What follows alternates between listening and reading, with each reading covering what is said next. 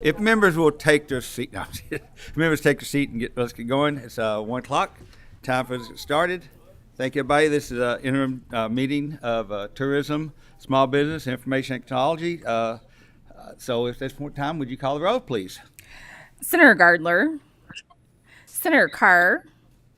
Yes, I am here remotely from my district. My husband has COVID, so I was given a excused absence today to be present in this fashion. Thank you. Senator McDaniel, Senator Mills, Senator Southworth, Senator Storm, Senator Thomas, Senator Wheeler, Senator Wilson, Senator Yates, Representative Baker, Representative Beckler, Here. Representative Bojanowski, Present. Representative Branscombe, Here. Representative Brown, Representative Callaway, Present. Representative Donahue, Yes, ma'am. Representative Dotson, Present. Representative Pfister, Present. Representative Frazier Gordon, Present. Representative Freeland, Present. Representative Fugit, Representative Gooch, Representative Hale, Here. Representative Heath, Representative Huff, Here. Representative Kirk McCormick, Representative Koenig, Representative Lawrence, Present. Representative Miller, Representative Palumbo, Here. Representative Pollock, Present. Representative Raymond, Representative Reed, Here. Representative Roberts, Here. Representative Rowland, Representative Sheldon, Representative Stevenson, Here. Representative Tackett Lafferty, Representative Tate, Representative Timoney, Representative Truitt, Here.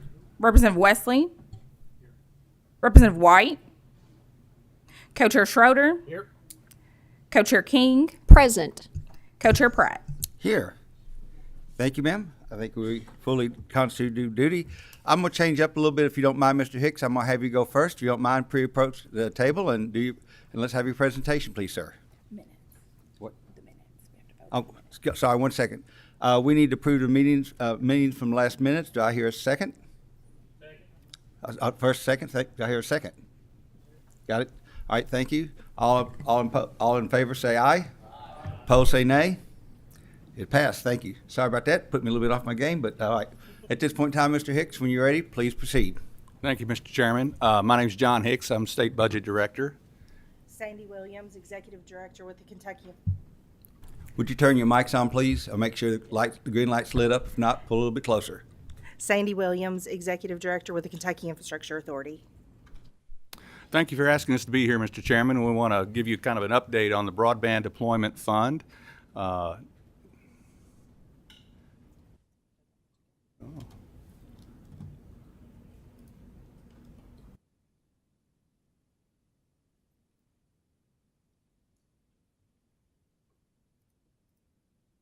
There we go. All right. Go ahead and click all the ones. Yeah. Anyway, we want to some pretty good feedback. I think you've got Sasha, if you don't mind, we're getting feedback here from. You're fine, sir.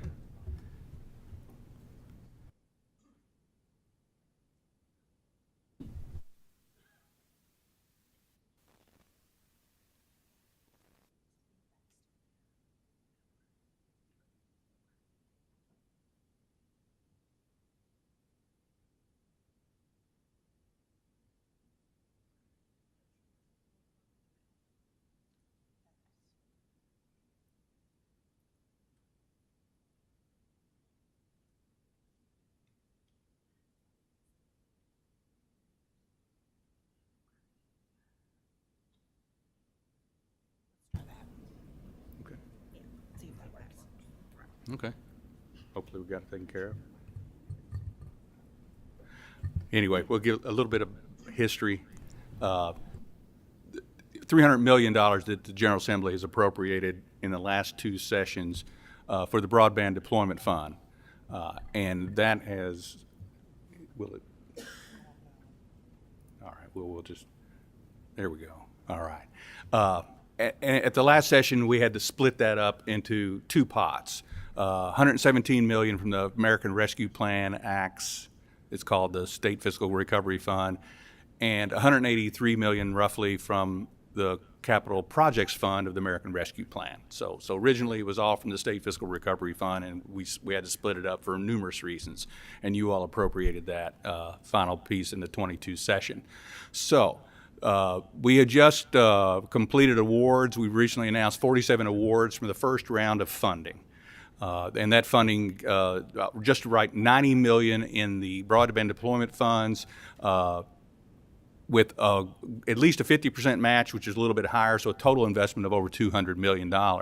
Through those projects, it will cover more than 34,000 households and businesses who are unserved. And that was, at the time, that was defined as 10 mega download, 1 meg upload. So very, very low speed or no internet at all. Touches 36 counties, and we still have $27 million left from that initial tranche of appropriation. Next steps, you created in House Bill 315, passed this past session, you created the Office of Broadband Development. Kentucky was one of the final states to set up a formal structure in the executive branch for broadband. We're in the process of recruiting the executive director and standing that up, but we're not standing still in the meantime. The next set of funds in which we're going to target for additional projects around the state is the Capital Projects Fund at $183 million roughly. That's coming from, again, it's a different set of rules than the first round, the 117 million that we have. And so we're working with the U.S. Department of Treasury on preparing a grant program, a grant plan that is part of the application process. So we've got to go through the U.S. Treasury with a plan before we can activate and receive that $182 million. That's the point I want to make here. So we even got a call with them Monday on this. And then I'll talk about House Bill 315's highlights, talk about really the big pot of money that's coming down the pike. And also there was a program in House Bill 315 for pole replacement subsidies. So the Office of Broadband Development, it's administratively attached to Kentucky Infrastructure Authority, where Sandy Williams is. Lots of broad-ranging duties to be the single point of contact, to be the conduit for information from local governments and local communities, to be the administrator of this $300 million and the future funding that's coming out of the infrastructure bill. We're going to create a strategic plan or a master plan that is not only required by your legislation, but it's also required for the infrastructure bill's funding that I'll talk about in a few minutes.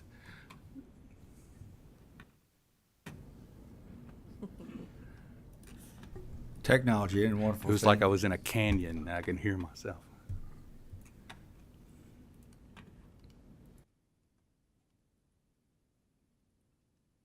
Thank you. Maintain data and statistics, and you also kind of set up, I'll call it a complaint department in the new Office of Broadband Development that we have to stand up, which is so that probably will get a lot of calls one day when we get it going. But it was a part of the legislation. And let me just say, Mr. Chairman, I've had the opportunity. I'm the state budget director, so what am I doing in broadband? And the answer is we didn't have anybody in broadband, so the governor gave me this portfolio last fall, and your all's help with the creation of the new office is going to allow us to create the capacity inside the executive branch to do this on an ongoing basis. But we're going to be moving forward with a lot of effort because we've got a lot of federal dollars coming down the pike, and we've got a lot of need in Kentucky. So the Capital Projects Fund, the $182 million I was just talking about, the passage of your legislation is very consistent with the Capital Projects Fund, the federal dollars, in terms of what they expected. They were thrilled to hear that we're putting all of it into broadband deployment, because there were like 3 possible uses of that fund from the federal grant, and we're putting all of it in broadband deployment. And that's what they wanted, but it didn't matter what they wanted, it's what we wanted. So they were that. When some of the specificity that you all put in House Bill 315 as to the priority, where should our money go first? You put the money goes to where there's no internet first. Not slow internet, no internet. And then second, unserved, which is almost no or very slow internet. and then underserved later on. So the clear priority. The other thing that you've done, in talking to some of my peers across the country that's really interesting, is there's a recognition that the commercial feasibility of getting internet to that last house on the county road wasn't commercially feasible under the current conditions. And so you all have stratified the amount of the state match. Rather than a 50% match by the state for a project, you can get up to 70% match if you're in a really low dense population area. And so to recognize the cost and the lack of large subscription populations in those areas doesn't make it commercially feasible, so you've at least taken a step that said, well, we'll give you a little more money if you're under this circumstance and this condition. And people are really interested in the fact that that's in state law here in Kentucky. So, and gotten a lot of positive feedback about that. So the next round of funding, we're going to try to work in a contemporaneous way. We're going to work on our grant plan to submit to the U.S. Department of Treasury, and we're working on a grant application process that abides by that particular set of federal rules and abides by House Bill 315, which has some, as I mentioned, very different set of priorities there. And so we're not going to wait for the feds to give us the full okay before we develop the grant application, but we're going to make sure that the timing is such that we don't misstep and put something in the grant application that wouldn't conform to the federal government's approval of our plan. All right, I think I've already covered most of this. So one of the things I didn't mention in terms of the 47 awards that we did, the 89 million, a large percentage, I'm trying to remember what percentage, a good number of those awards had fiscal court funds in their estate match. And, you know, I found that heartening.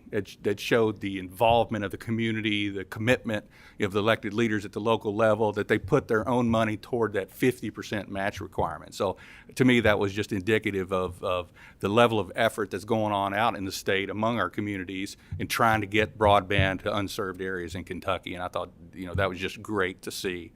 Some of the other items in House Bill 315, you've got that no substitution, no overlap. Don't give out these dollars to areas that have already received federal grants.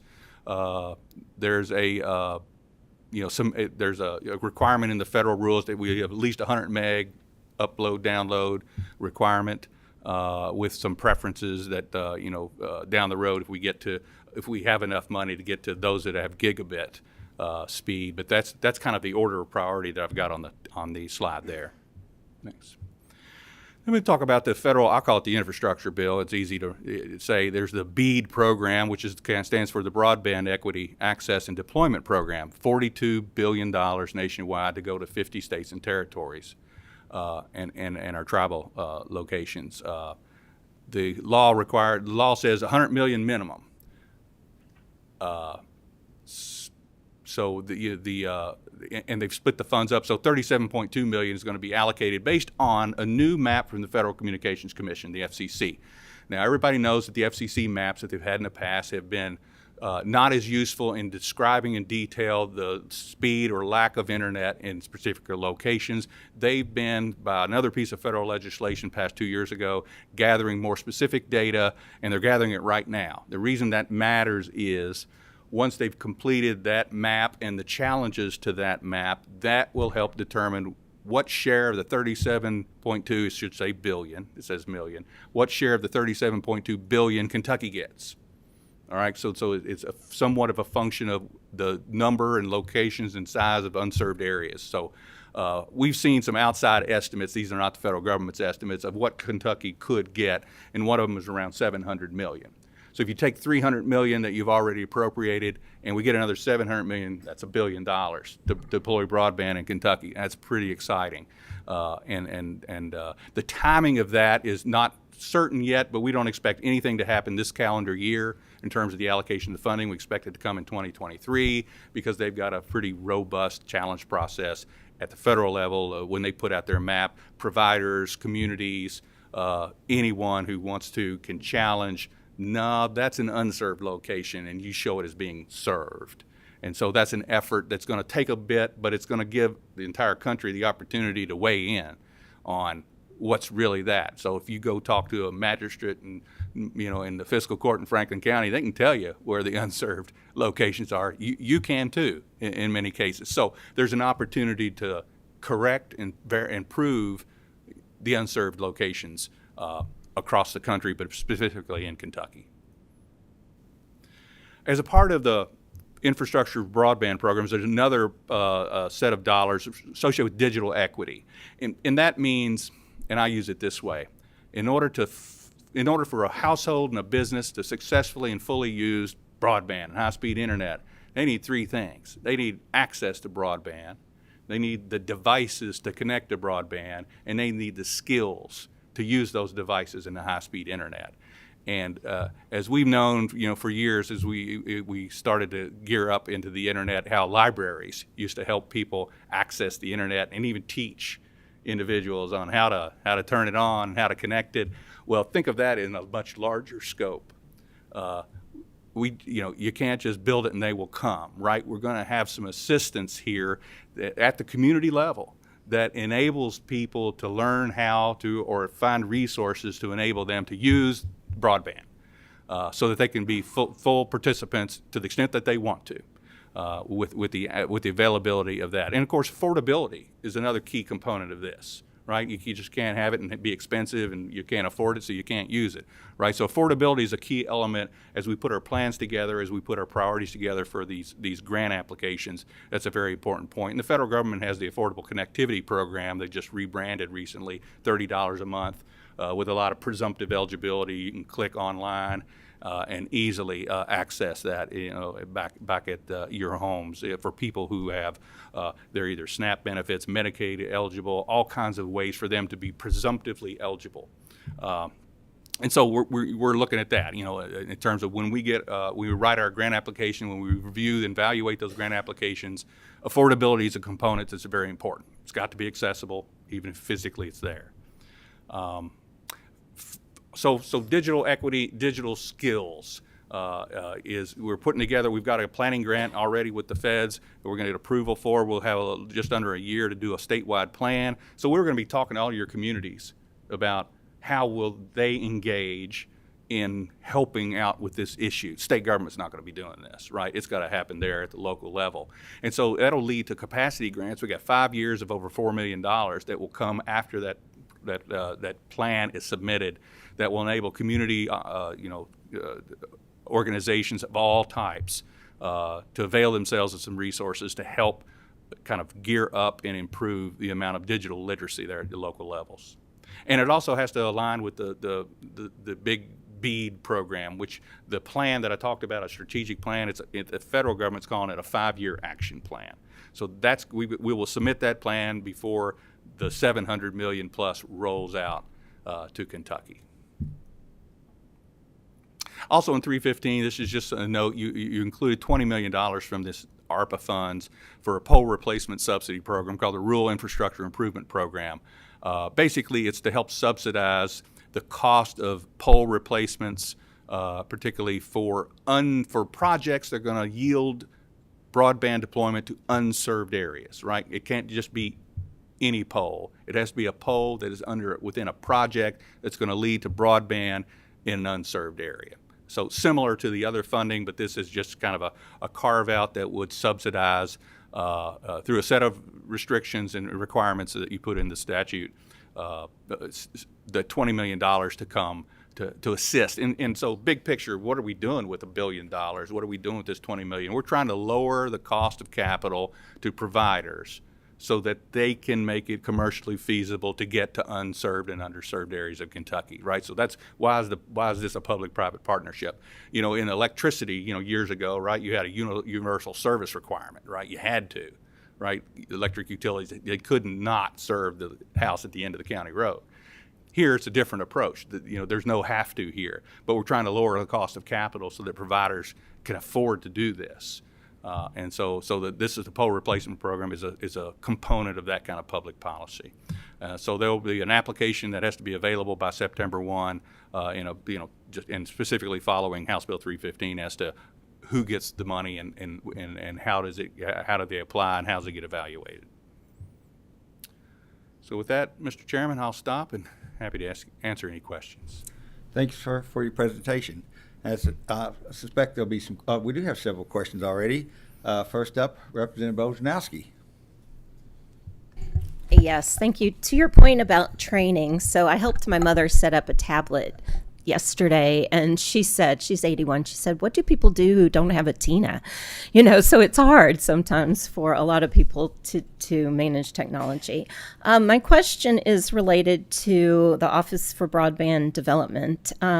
Just kind of digging a little deeper, what staff are you hiring? Maybe how many, what type of positions? And do you have any thoughts on who the executive director may be? I have thoughts, but I can't reveal them now because we're literally in the interview process. So, but looking forward, nobody will be happier than me that you get an executive director on board. So we're thinking about several things. One, the requirements of House Bill 315 and the federal law. So we've got to put a plan together, a 5-year action plan. And to do that, we've got to have a robust set of community engagement. So we've got to go talk to everybody, right? We've got to talk to providers. We've got to talk to local elected officials, to nonprofits, to education, to post-secondary, anybody we can think of who have something to say about putting this plan together. Now, I will say House Bill 315 and its predecessors does a whole lot of, kind of setting the stage of where do we want to put our money. But at the same time, we still want to put a plan together. Part of the requirements of the legislation is that we create a mapping function that we perpetually keep up. So while the FCC will have its map, we're going to have a Kentucky map. That is going to have information that goes beyond the FCC map, because we want to know not only where is it and where is it not, at what speed is it, at what price is it, what is the adoption rates that are taking place in those areas. So we're gonna have the kind of staff we're going to have, and then we're going to be administering grants of up to $1 billion over a multi-year period. So we're going to have grant administrators, right? You need good technical administrative staff to be able to handle that volume. We're going to have the capacity to do the mapping. Sandy Williams' staff over in the Kentucky Infrastructure Authority, we borrowed them for this first round because they have really tremendous geographic information system capabilities with the water and sewer infrastructure here in Kentucky, so they were invaluable. But we want to create some capacity there that continues to have, that broadband map be up to date. We need communicators, and the executive director will carry a lot of that burden, right? We've got to get the word out, right? We've got to answer questions. We've got to be out there talking about what the ability is. We've got to be answering questions of people who want to apply. Even before our first round, we got plenty of those from county judge executives, for example, and legislators and others. And so we're still kind of sizing what we're going to need now. I will say the federal dollars that I spoke about for the BEAD program, there's a planning grant that is going to be the next step, and you have some ability there. It's one-time money for several years, but we'll be able to bulk up the capacity of the office with federal dollars for this surge that we're going to have in activity. So those are kind of thoughts. We're going to share services administratively with the Kentucky Infrastructure Authority. They're very good at doing very specific things with their revolving loan fund loan programs and the Cleaner Water Grant program. So we're gonna share some back office capabilities there. So no need to recreate the wheel when we've got some capacity there. So those are our thoughts. I'm sure I'm leaving something out, but those are ideas. And on your mother's, I did that with my mother-in-law not long ago, and I got it to where all you have to do is touch it, right? Right. And like put in your birthday and things like that. But there are covered populations in that federal law on the Digital Equity Act, and senior citizens are one of them. So it's not just for jobs, for education, for entertainment, right? It's trying to also address others, who need the internet for obvious things. And if I may, a very brief follow-up? Yes, ma'am. Okay. So what percentage of the state does not have any broadband availability? We don't know that for certain.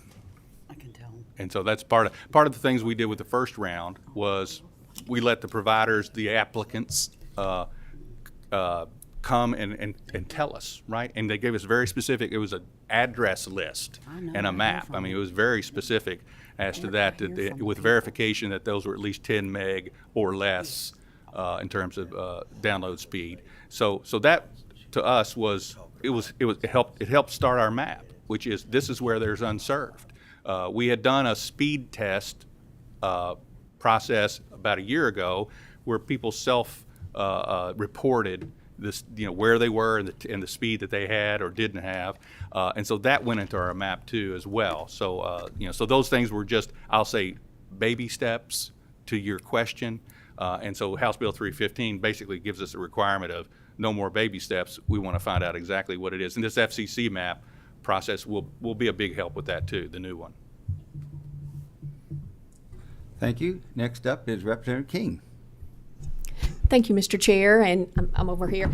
I think you might have touched on the answer to my question in Representative Bojanowski's question. As we were going through your wonderful presentation, I noticed in the lower left-hand corner, it references Water Resource Information System, a term I wasn't familiar with, so I just pulled it up to see what it was, and on the introduction page, it talks all about water and wastewater. The only time internet is referenced there is that's how you can access the water and wastewater information. So I guess I'm learning now that so you're going to use that skeleton, that infrastructure to also track the internet. Help me understand. It's important or it wouldn't have been on all your slides. Well, the first thing is that Sandy Williams, who has been graciously devoted a lot of her time to this broadband effort, works for the Kentucky Infrastructure Authority, and this is the template that they use when they do PowerPoint. So my first explanation is really simple. Don't take too much meaning into that. But I will say, on behalf of the Water Resource Information, Kentucky was one of the first states in the country to put together such a robust database of where our water and wastewater is, and I don't need to go into that, but that's what in the ad districts and the local governments who water districts who apply for funds through the Infrastructure Authority use that system. And so we borrowed it in a way for a part of the broadband just because we had some functionality there that was useful. So no, pretty soon I'll promise the next slide deck I put on there will have the Office of Broadband Development on there. No, that's fine. So there will be a separate site for the broadband information. Yeah. I didn't know if it would just be added to this or so. No, thank you. we'll make it try to make it as clear as possible, Okay. so that people can navigate to it. Thank you, Chair. Thank you. Next is Representative Callaway. Yes, thank you for the presentation. I do know where some of the unserved areas are because I drive through them consistently in Breckinridge County. And so we're excited about what's going on with this. You was talking about the BEAD program, and just from your knowledge, what do you think is the probability that we will get access to some of that money? And then that estimate that you have heard, how good of a number do you think that is, just in looking ahead as to where we're going? So, Well, I'll give you 100% probability that we're going to get that money because we'll cross all the T's and dot all the I's to make sure. And the National Telecommunications Information Administration, who's going to administer that fund, they want us to have this money. They've been very helpful. So that I'm not concerned about that at all. As to the $700 million, I don't know. There's some smart people who pay attention to good data came up with an estimate, and I thought it was. And I've seen two estimates, and they're both in the same ballpark. So I consider it kind of an indicative value. My peers in the other states, they all look at the same data and say, what do we think we're going to get? So it's somebody's good guess right now. got you. Thank you so much. Next is Representative Kirk McCormick. Thank you, Mr. Chair. I represent a rural area in southeastern Kentucky, and one of the biggest issues I deal with on a regular basis is internet reception or internet services. And a lot of my constituents do not have it. We all know that access to internet is going to impede progress for jobs, because I have 4 people in my immediate community that work very good jobs from their homes online. A lot of our children got behind on their schoolwork during COVID because the schools bought them a laptop, but they didn't have no internet service. I want to make sure, out of all this money that's coming down the pike, that Eastern Kentucky is not left out, Mr. Hicks. it is so needed for so many things, and only a small proportion of it is used for entertainment. Majority of it is used to access college classes online, as school projects, etc. And even, we all know that a lot of classroom work is homework is assignments on the computer, and so many of my constituents do not have access, and it breaks my heart. Actually, I have to sit in one section of my house to be able to join a Zoom meeting, and if I move, I'm going to lose signal. I laugh and tell everybody that I may have to go climb a tree to get better signal. But how long do you think this money it's going to be before this money actually hits the ground? And I've worked for government services for 31 years. I know the government process, okay? But what can I tell my people? Because there is people that could actually work from their home, and they've actually will not work because they have children, and it's not feasible financially for them to go out into the labor market by the time they have to pay child care, but they would be happy to work from home. So, I mean, I can see the great need for this internet service. How long can you give me a time frame before this money actually gets out to the communities to where they can get their internet up and running? Thank you for your comments and your questions. I would first say, and I would say this to you all, and I'll say this to other local elected officials, what's going to be important is that we received an application to deploy broadband in your area, right? We can't make that happen. Sure. That has to happen. So the providers, we're really relying upon them, right, to be a part of this. Hopefully the subsidy is sufficient, to make that to make it work for them. So the first thing I would say is, if you've got unserved areas, please get with your providers in your areas and encourage them, down when time comes to apply for these funds. So to me, that's, we're all dependent upon their ability to, access these funds and then utilize them. As to the when, I would say we're going to have multiple rounds, I expect, in the future of these grant awards. I would expect the next one to be, later this year. That $180 million I was talking about, the capital projects fund, once we get the federal, approval of that, and then the $700 million or whatever the number will be from the infrastructure bill, that's not going to come down the pike. We're not going to get that, let me just say, until I'd say fall of '23 is probably the earliest possible date I would expect, and maybe a little bit later. So we're talking about having it around here later this year, and then probably having to wait close to another year for that infrastructure money to come downhill. Follow up, Mr. Speaker. Yes, ma'am. Thank you, Mr. Hicks. That is one of the biggest issues with my constituents right now, and has been since I've been a legislator, is we have, of course, water issues, and then the next one was internet.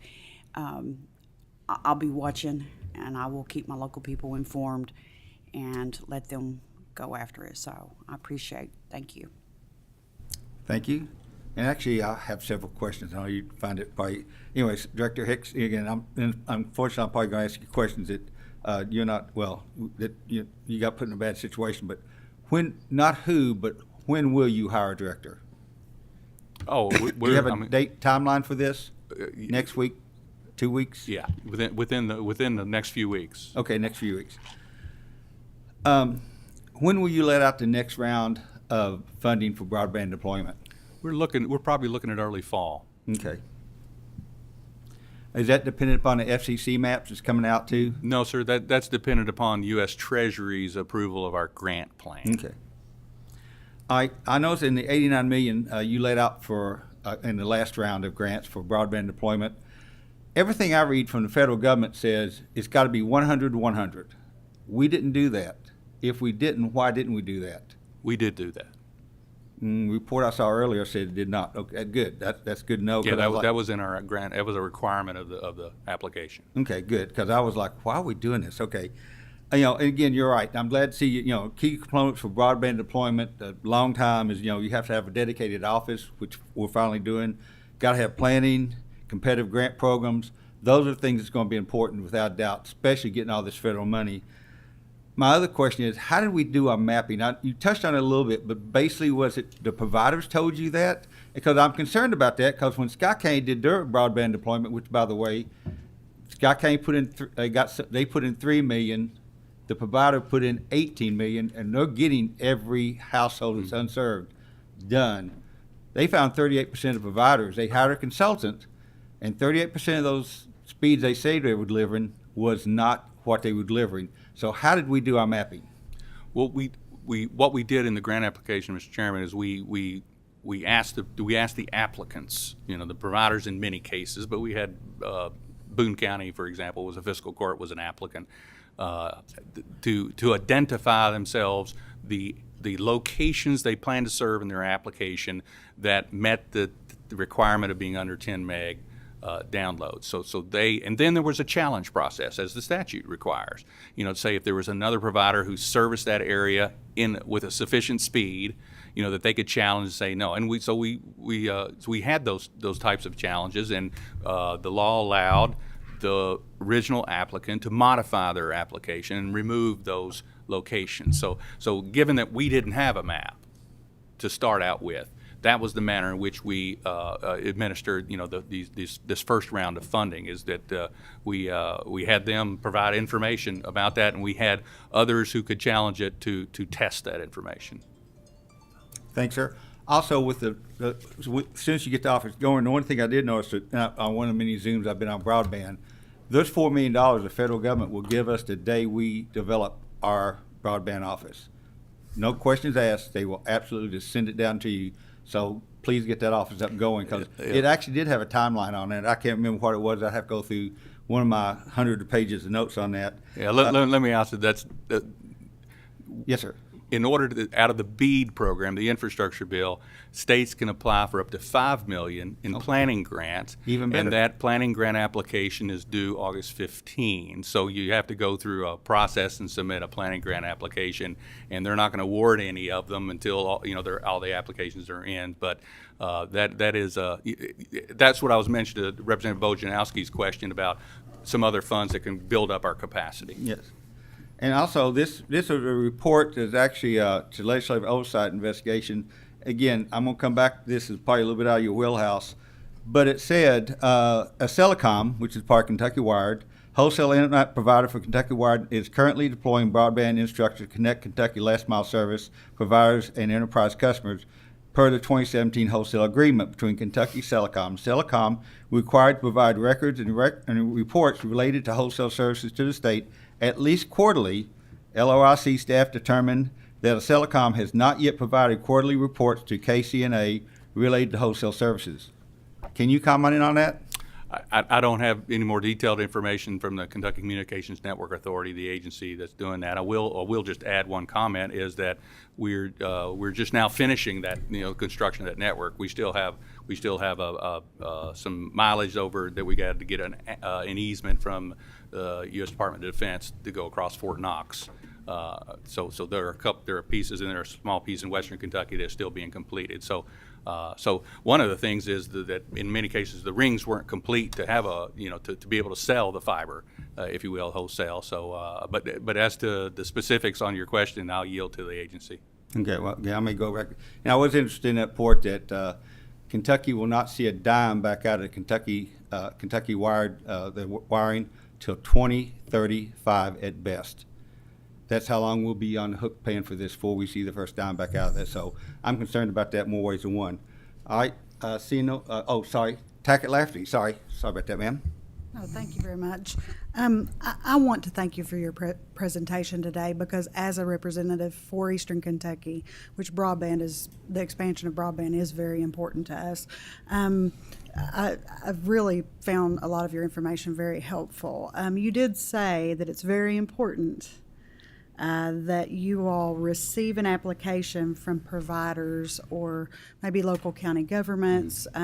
Now, and it would be important. I think it's important for us to be able to communicate to those folks in our areas, maybe how they need to do that. How would we ask them to contact your office? Sure. About an application? Absolutely. We don't have an application developed yet for this next round because it's a little separate set of rules.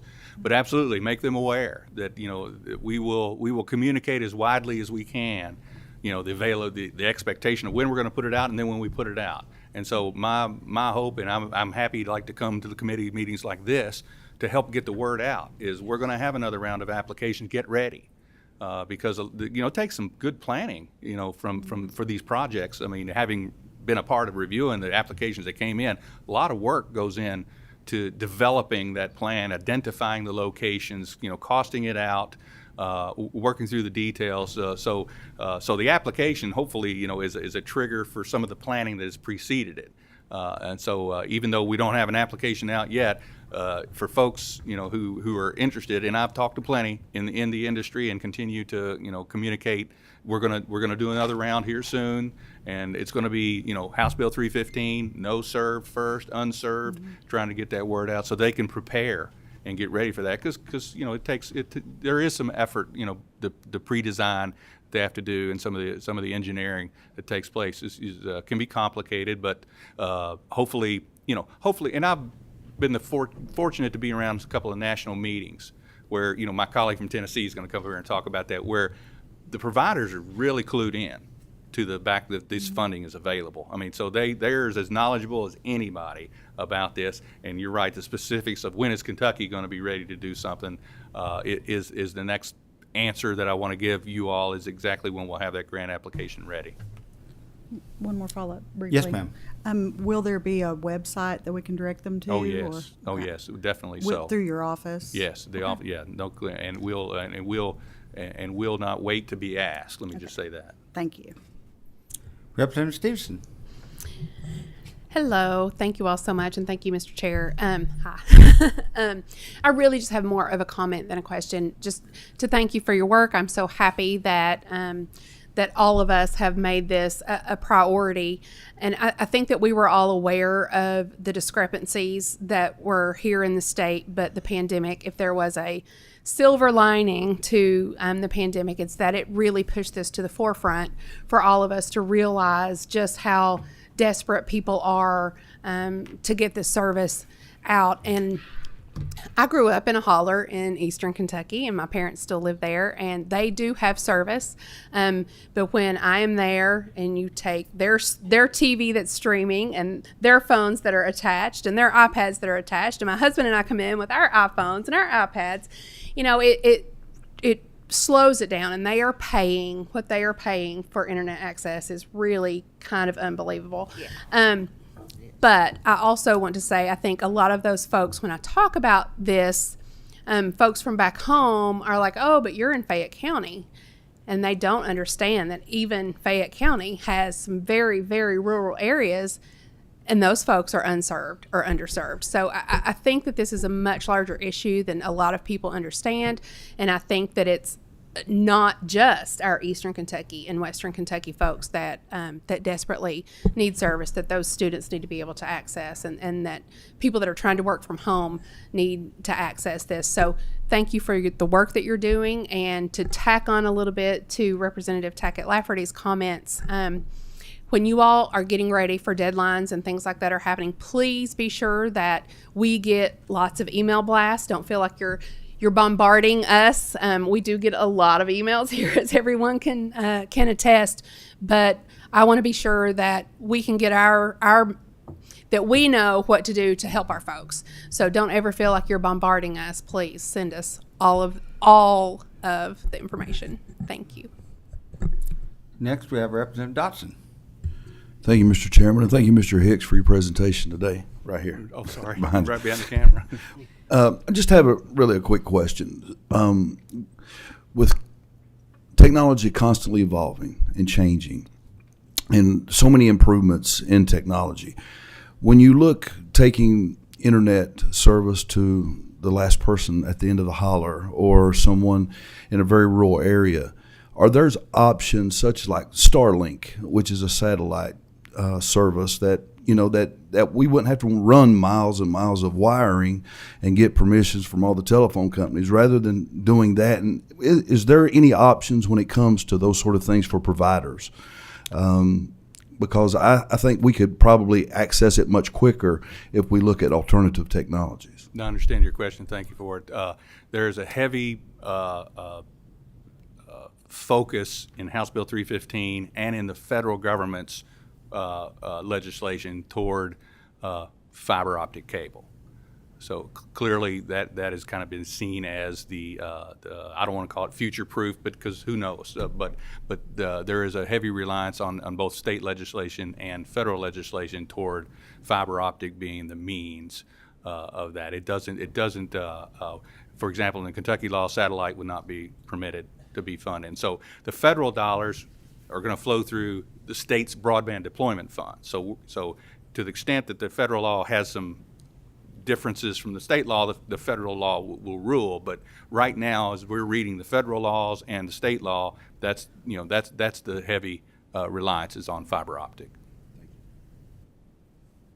Thank you. And Director Hicks, I think also one reason the satellites aren't, because they can't do 100 up, 100 down right now, but they say they're going to get there, everything I've seen. So I think that's why they're not going down that route yet. So yes. Good. Well, thank you guys. Appreciate your time. Appreciate your presentation. Like I said, as my dad used to say, take your time but hurry. I think everybody wants it now, and we need to get this going. Like I said, it's been a while. The pandemic amplified it, and I know you're doing a lot, but let's get this money out because people desperately want it here in the state of Kentucky. Thank you, Mr. Chairman. Thanks, sir. Okay, next up on our agenda is we're going to hear from Tennessee Broadband Program and Grant Funding, Tyree Beatty. I think I said that right. Hopefully I did. Huh? Taylor, sorry about that.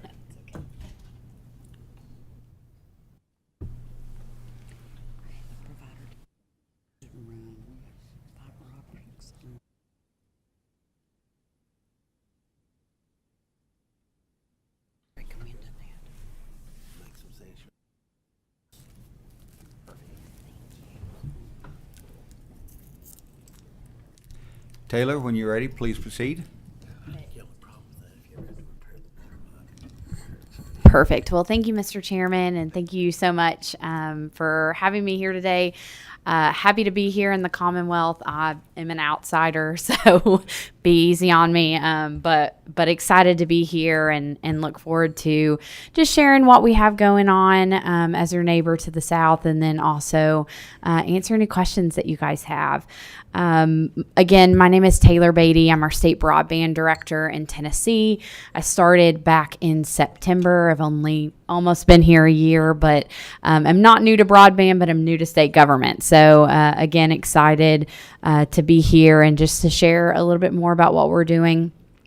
For background, our state broadband office is headquartered or is housed out of the Tennessee Department of Economic and Community Development. So you'll definitely see that lens on the things that I'm talking about today, and just kind of where we've been in Tennessee and where we were going to go. Want to start just by sharing a little bit what we're going to talk about, background of who we are and how we got here, a little bit about what our state legislature has done in this space, talk about our progress and where we're going to go with all this federal funding, and then just share some lessons learned that our state has had, as well as what we're doing in the mapping space. So first of all, not a shock to anyone in this room, but really what made us get into the broadband space in terms of funding and policy-wise is really the economic driver that broadband is for Tennesseans here back in our state, and I'm sure the same for folks here in Kentucky, but how broadband really touches so many parts of a community, from healthcare to education, workforce development, the farming community, business development, real estate, and so many other things, but also just that rural quality of life, having access to education and healthcare and all of those things that their urban counterparts have access to. But from where they live and in the communities that they live. So that's really what drove a lot of this conversation about broadband on our state level.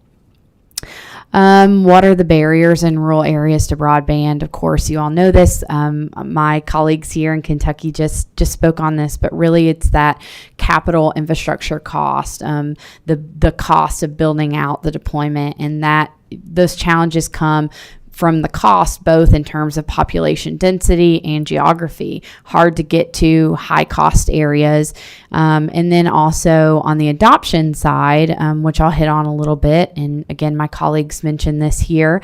But as we plan for that, understanding why adoption is important, that a lack of familiarity with broadband, the resources that really guides that conversation in terms of take rates and return on investment and things of that nature.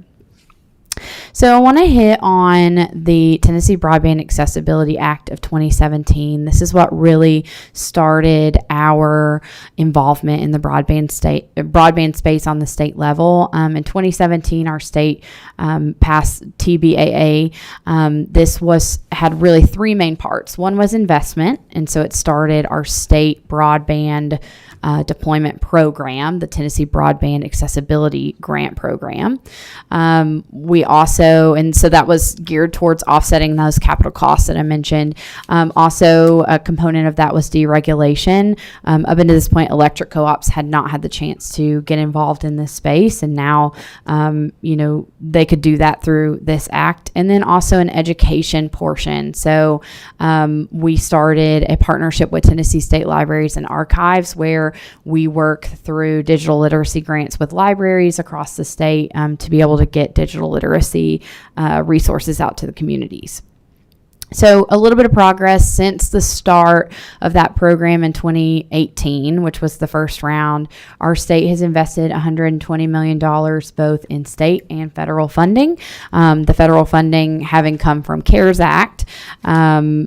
We have done that to invest in over 140,000 Tennessee households in 64 counties. You can see the kind of spread across the state. And we, have been able to maintain provider type and technology type neutrality during our state funded program, just meaning that we work with a variety of different stakeholder groups and their providers. And we have worked, with a variety of technologies over the years. So I wanted to show this map just because I think it's really important. Some of you had the chance to mention this in some of your questions earlier, but not a shock to anyone in this room, but the pandemic really highlighted the need for broadband. And right after the pandemic and coming out of this CARES Act funding, we were looking at the state and saying, okay, what do we have left to serve? And that would be, if you're looking at this map, those blue areas were what we lacked to serve under the 25.3 guidelines that we had really as that speed threshold. And so looking at that, we thought, wow, we're really close to serving that. And then in 2022, that threshold changed to 120. And so I'm going to flip back and forth just so you can see the difference. Okay, so lots more blue, if you're noticing that. We really made the jump to 100 over 20 in 2022 this year for our next grant program, because we really understood that 25.3 is not an industry or technology standard for good broadband. There's a lot lacking there, and we really wanted to focus, along with those federal guidelines for future programs, that we wanted to be proactive and get ahead of the game and go ahead and make that shift to 120. So in our program, which I'll talk about this a little bit in a moment, but our program we just went through that was federal funded, but state administered, we did prioritize areas in our scoring that lacked 25.3 and lacked 10.1 broadband speeds, but we allowed any area that lacked 120 to be able to be eligible for the program. Another difference I want to point out, just from state to state, is that some states do their program with the counties or with the localities or political subdivisions. We do ours specifically with the provider. So the provider is the grantee of our program. They apply, they select the area. It's not bound to census blocks. You hear a lot of conversation about census blocks in the mapping side. They essentially, look at our map of eligibility and draw the polygon that they would like to apply for and submit a proposal through our grant process to do that. So the last thing I want to mention on here is just, you can definitely see as I go back and forth, just there's a big jump from the 25.3 to the 120. I do believe that I'll also mention this. The red pieces on here are grants that we had funded prior to this year, and the green were some federally funded projects that were removed for eligibility. So that blue area was what was eligible going into this year's application process in Tennessee. So I also just want to talk about federal funding. The American Rescue Plan. So this piece of funding is from the state and local fiscal recovery fund. So we have up to $450 million in infrastructure that will be announced in August. We have notified all of our finalists at this point. A little bit on timeline for that for us. We released the guidelines and the updated guidelines with the final rule from the U.S. Treasury in January, and that's when the application opened, and it closed in March. And we went through the public notice period and everything, and then we just released finalists about 2 weeks ago, and they're going through and reconciling any challenges that they had, and we'll be announcing those awards in August. Upon announcements, we in our state will be doing a notice to proceed letter, which will allow them to immediately start construction and not have to wait until the grant contract starts. So we're really excited about that. We also have up to $1 million in adoption funding. This will probably be closer to $50 million, depending on the infrastructure side of this pot of money for American Rescue Plan.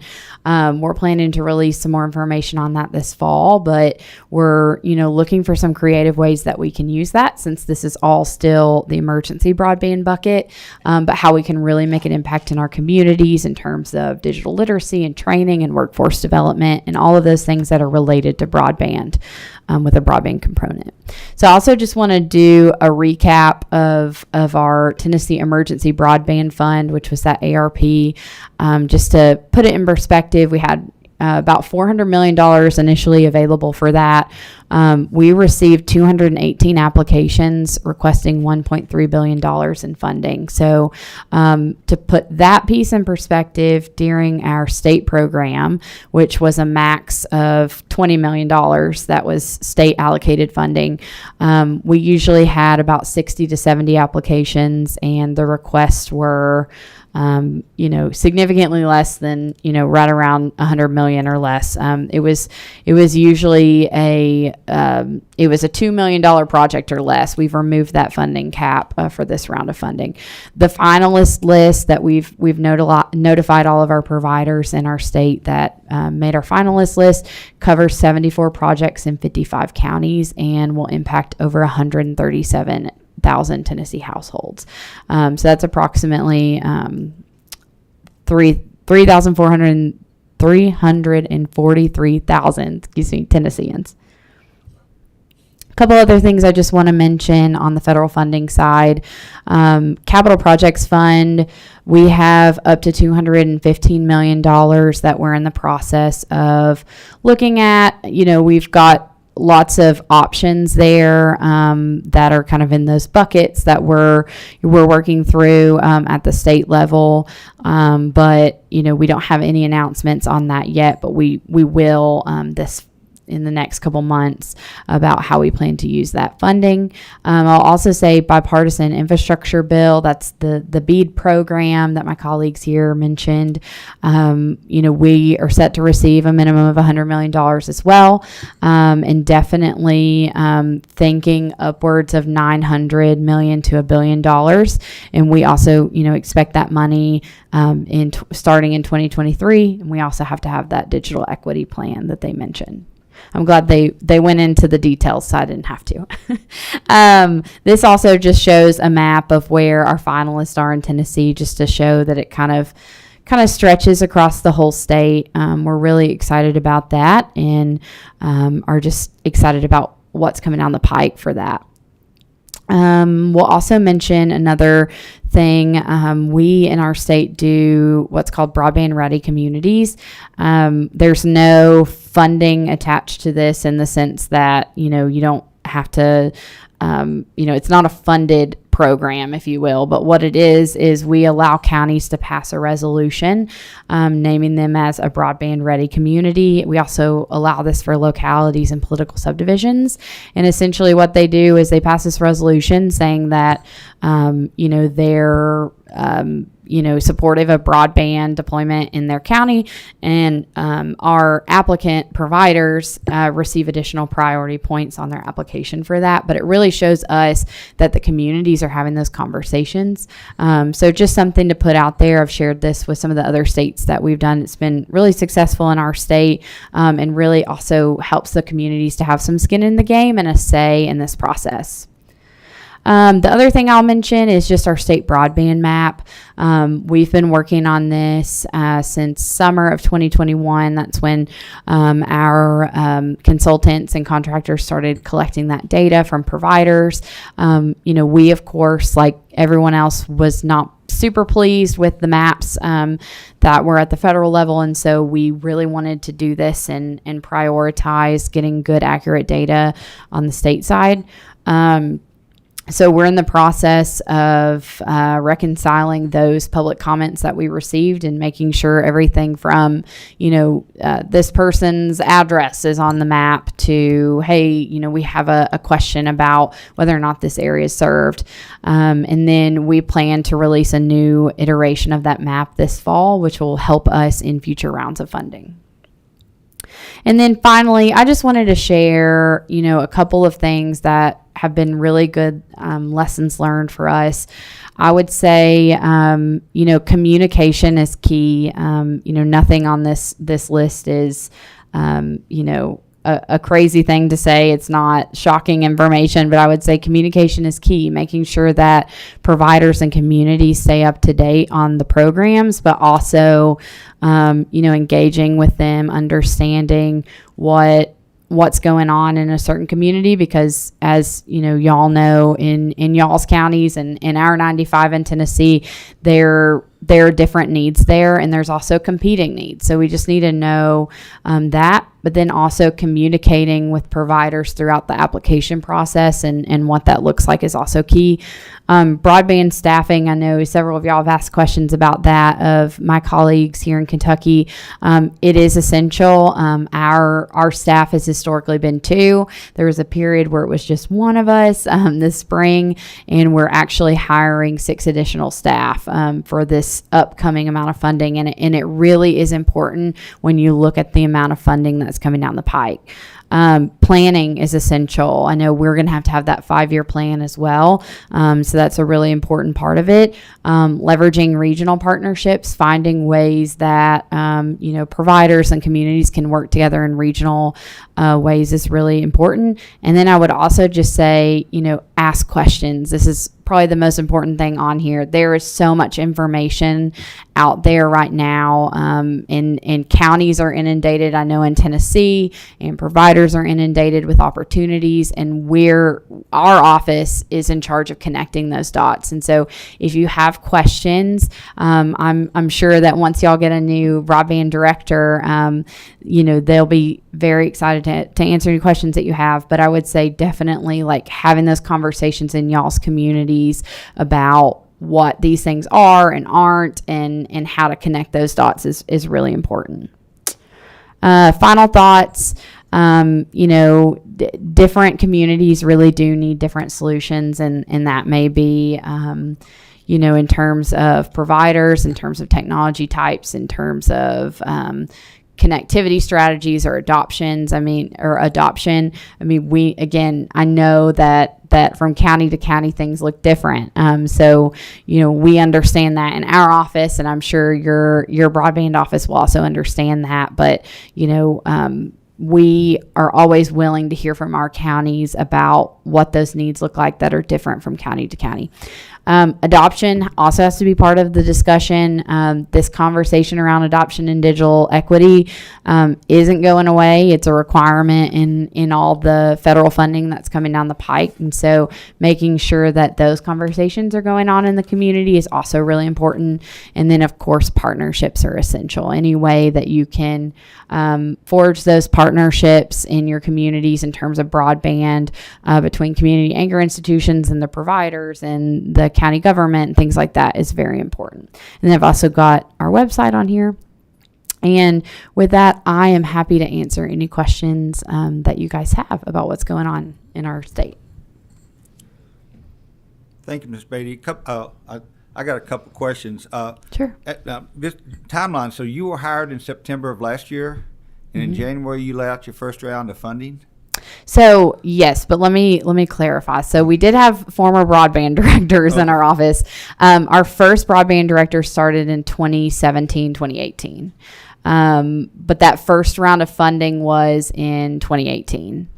But yes, to answer your question, I did start in September, and they said, we've got $400 million. So it was a wild time, but it was great. So we're getting there. All right, so basically right now there's just two of you in your office, in your department, and you're going to hire 6 more, correct? Yes, that's correct. All right, is all this done in-house, or did you use a consultant, or how'd you get done that fast, my question? So a couple of things. Yes, we use for scoring and things like that, we use some of our consultants to help, and we will definitely use some consultants and contractors on the grant administration side with all the monitoring and complying and invoicing and all of those things. And then the rest of it has been done in-house. We've now there's 3 of us actually. One just started a couple weeks ago on staff on our broadband team. So we're in full force mode on that. But I would say a portion of it was done in-house for sure. And then we had some assistance in scoring, and then we will on the admin side as well. It's interesting on your talk about mapping. That's one of the main complaints I've heard from all the Zoom meetings I've been on is the mapping is horrible. I don't care who's it's for, is it state, federal, all of it, but I understand that supposedly they're going to have one out September, which will probably be November before we get, so that's going to be interesting, all said and done. All right, next we have Representative King.